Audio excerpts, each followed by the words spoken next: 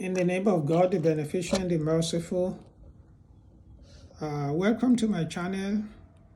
Let me start by apologizing to my listeners for being offline for about a month or so. I was busy and I was also enjoying an opportunity extended to me by Google to enjoy premium membership, and I really like it.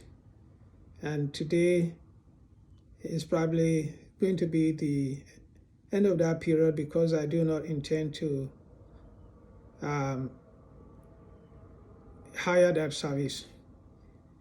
So I'm going to go straight and provide an update on the current situation,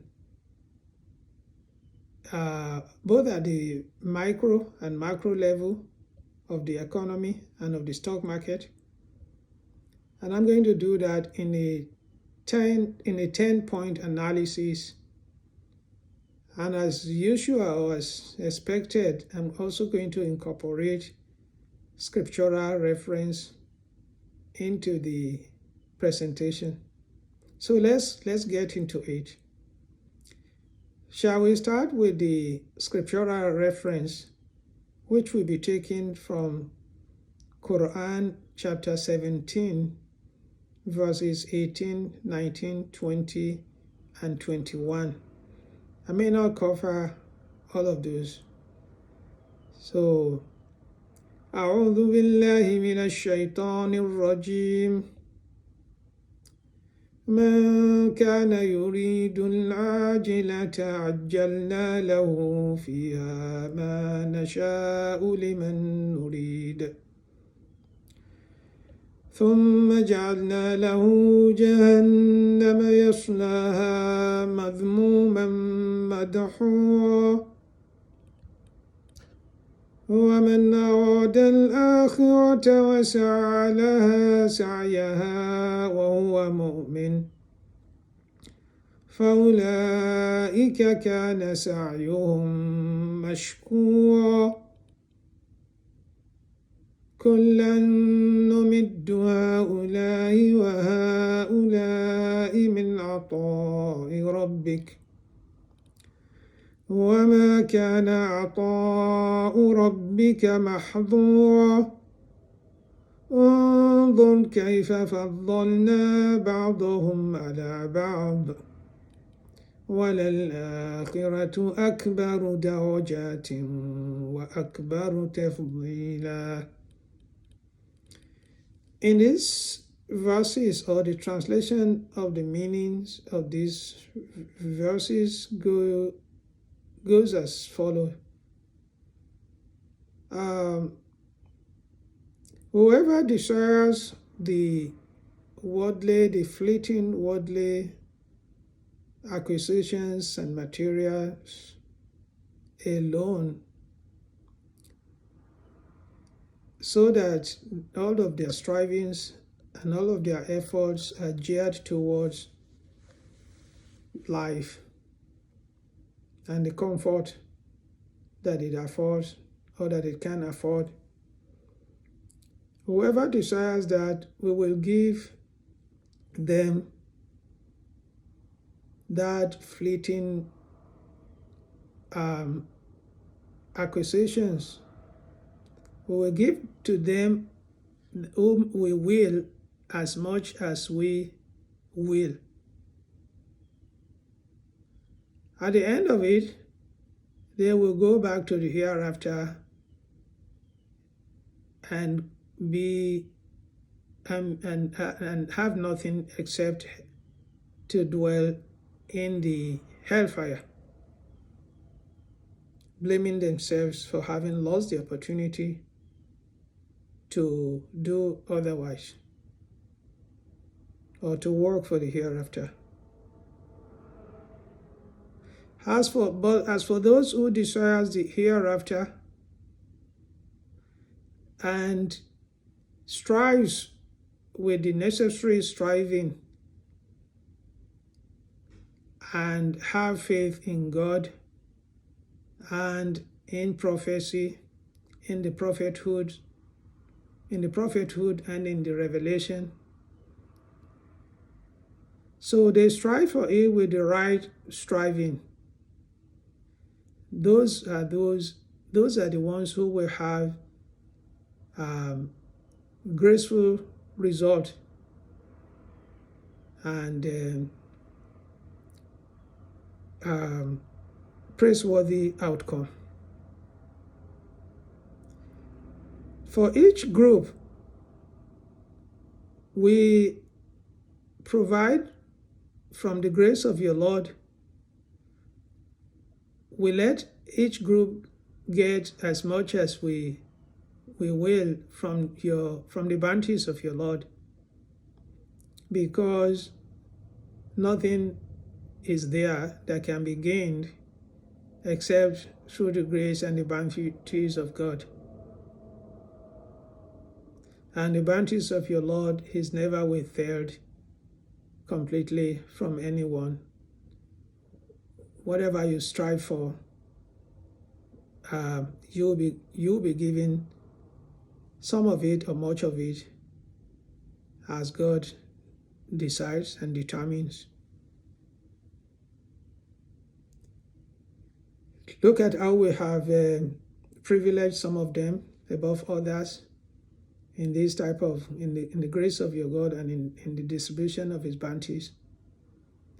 And if this is true in this world, it is even more so in the hereafter, that some of them will actually be made more eminent and privileged and graced and blessed far more than others. So there's a rough translation of the meaning. So we're going to be talking about the market, as I said before, and we're going to be going back to some key points that we can identify in that scriptural reference later on. So the 10-point analysis of the market. First, we are in a recession, or if there's another name that we can call it by. Recession has almost become platitudinal, and everybody is throwing it out just like that.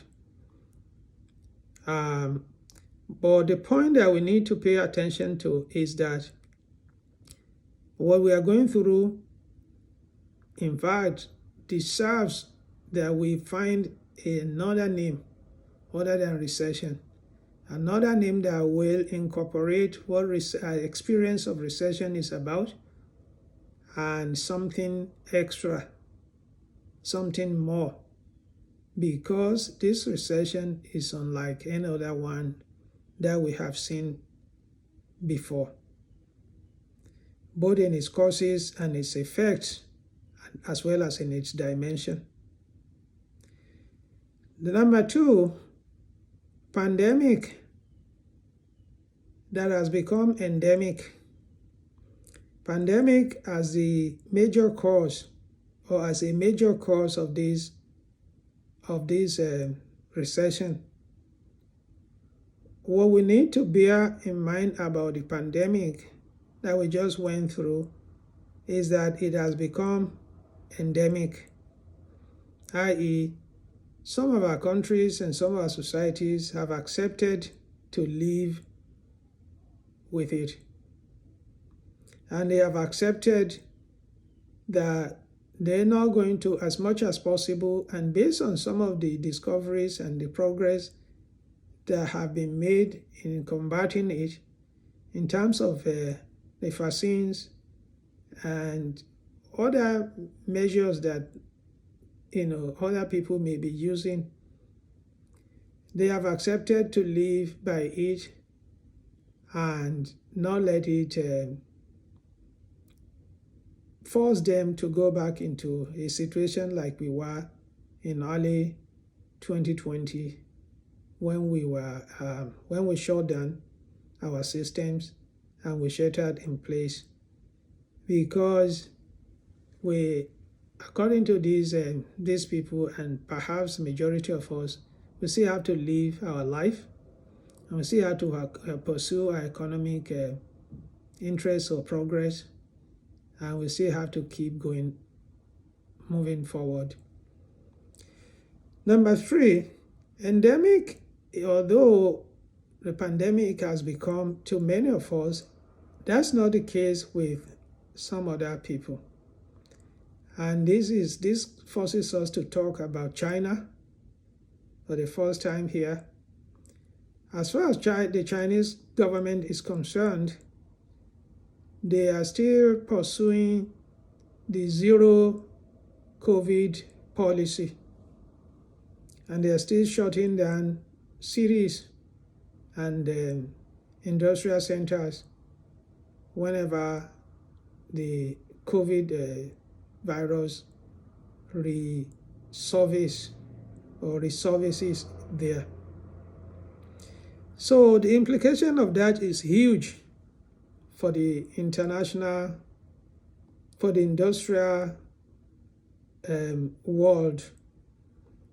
And that's simply because China is the #1 manufacturing company. I said #1. They produce more for the world than any other country.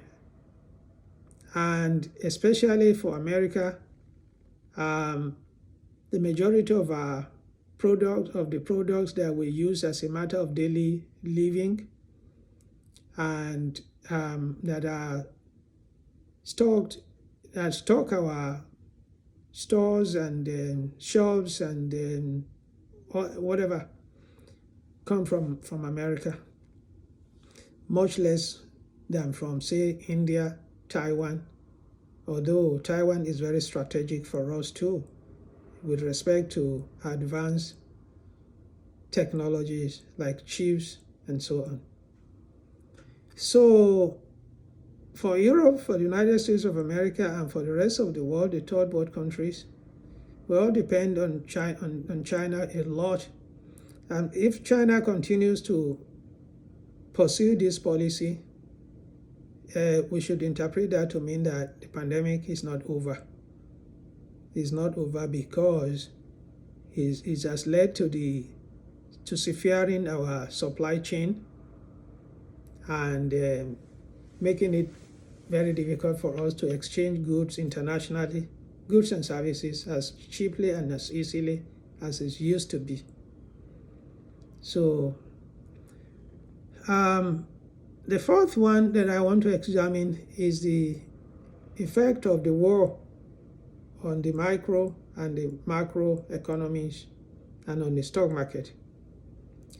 And in this case, I'm not going to be talking about the history and all that kind of thing. I'm going to focus on 3 fallouts from the war: energy crisis, international financial system in crisis, and food supply chain in crisis as well, and the threat of the possibility that there could be another war that could be brewing from the broken down of the relations between China, US, Taiwan, and those 3 trialogue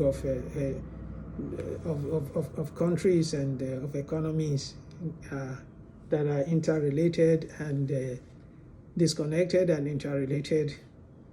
So the 5th one is actually about what I call good news, bad news, good news. What I mean by that is that the way the financial system appears to be working, or specifically the way the stock market appears to be operating, especially in a crisis situation like this, is that the good news in one sector could be the bad news for another. And what are those critical sectors? We can only identify maybe 2 or 3. Energy sector, the real estate, and maybe 1 or 2 others that I don't really need to talk more about here. So what we saw was that energy becomes part of the weapons. Energy came to be weaponized in this war and in this crisis and in this recession. I'm not going to go to the detail of what went between, how Russia is using this, but I'll focus a little bit about our situation here in the United States of America. You remember that going back to April, May, at that time, the cost of energy, gas especially, spiked, and everybody was crying. Thank God it's calmed down now. So we are actually buying gas at half price of what we were paying, say for example in April, May, or June. So, but what happened for that situation to be ameliorated or for things to improve?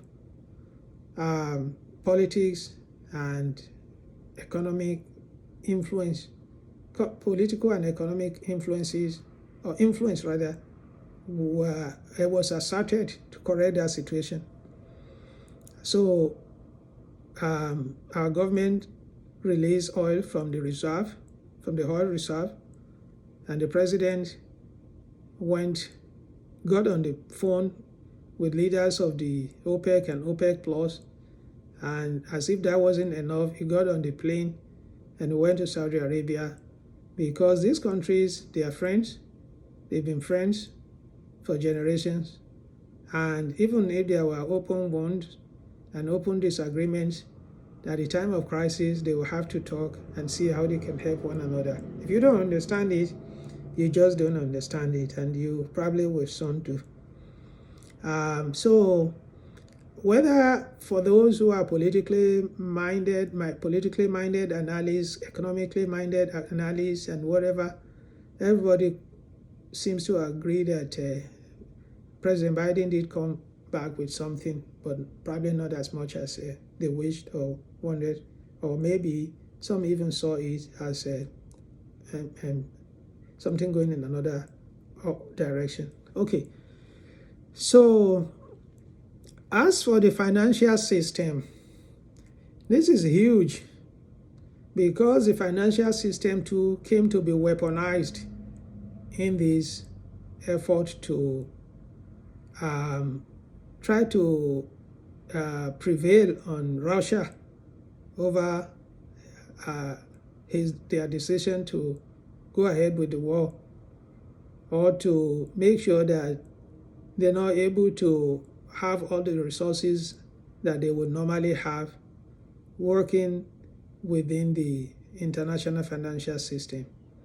I came up with a huge knowledge and information about how this thing was involved in this, and some of what I discovered or found is so staggering, and in amounts of money. I mean, the power of SWIFT and the efforts by China, India, and other countries to come up with an alternative to the financial system that could be used in this manner as an effective weapon in this manner to control another country. China should be the number one country to be afraid of that, because as a matter of fact, one of the Chinese analysts consider it or talk of it, discusses it in terms of a financial nuclear weapon.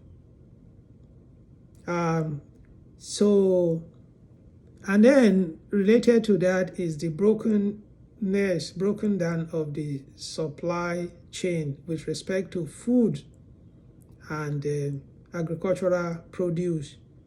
The ability to produce and distribute food, groceries, and metals, precious metals that are needed for, food that people need to put in their stomach, and the materials or metals that they need in order to produce other things or manufacture other things. So number 5 or 6, the next one is the loss of so much money in this crisis so far.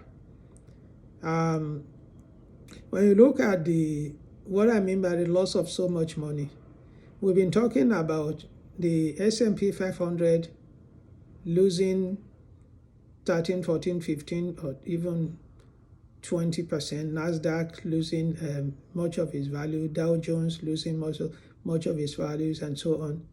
This is real loss of money. But if you don't understand it yet clearly, look at the individual companies that make up these indexes. So come back to some ETFs or come back to specific companies like Apple. Apple has lost tens of billions of money in its valuation. Microsoft, the same thing. Netflix, the same thing. Nvidia, the same thing. Facebook, the same thing. And all those ETFs like ARC, Innovation, and all of these things, majority of these indexes and these companies, they've lost a lot and a lot of money. And come back to the crypto ecosystem where money that has been lost will be evaluated to be in trillions. So everybody has lost money. And about 3-4 months ago, when I first became aware of this reality, I was exempting individuals like Warren Buffett and whose portfolio, few individuals that I knew about, that their portfolios were still intact or they were still making money, that had become overturned. And I can say, I have seen everybody has lost a lot of money. And that's helpful in a sense for those of us, the young and new and not so experienced in this effort and in the stock market. So if we see our portfolio showing red and we see our stocks dropping so significantly, and we would have thought that those whales and those big institutions and those big companies, we would have thought that that's not happening. But in fact, what's happening to us is like it's little compared to, it's small compared to what they are suffering. So let me go to the next point, which is the bottom of the market. The bottom of the market, a bottom was seen in the month of June. It was seen in June. The entire stock market kind of is believed to have hit the bottom in June. And after that, things kind of the market made some type of effort to rebound, whatever name it's called, but it's since gone back, and it's gone back to the free fall. And some of the analysts are actually saying that we're going to retest the bottom that was seen in June, and that we might even go further down. I hope that I've covered about 9 or 10 points. I'm going to conclude with the question with this: have we begun to see the light at the end of the tunnel? That's a big question. That's a big question. My answer is hopefully. And what I mean by that is that there's no clear indication that things are going to start to get better. As a matter of fact, that other expression that people use, that things are going to get worse before they get better, might actually apply. But why we must remain positive and remain hopeful is the fact that with all these wars, a very rare opportunity has been created for investors. Everything is cheap now. Everything is on sale. And the wise investors, they are telling us that, in fact, this is a rare opportunity for us to build our positions in profitable companies for much cheaper price. And hopefully and God willing, this is going to pass. About at the other end of it, in another year or two, those who stay in the market will be kind of mashkura. They will be glad that they did. And those who opt out of the market will have nothing, and they will have no one to blame except themselves, because inflation will eat up their money, and they will not have actually protected their wealth or put their wealth into anything where it could be grown. Let's stay on the side of the tafa'ul, on the side of optimism, but let's be careful and let's be mindful and let's be grateful to God. كلا نمد هؤلاء وهؤلاء من عطاء ربك وما كان عطاء ربك محظورا. In the next part of this, I will talk about specific 10 stocks, just giving my views about them, and see what we can do about that. Thank you. God bless you. Bye-bye.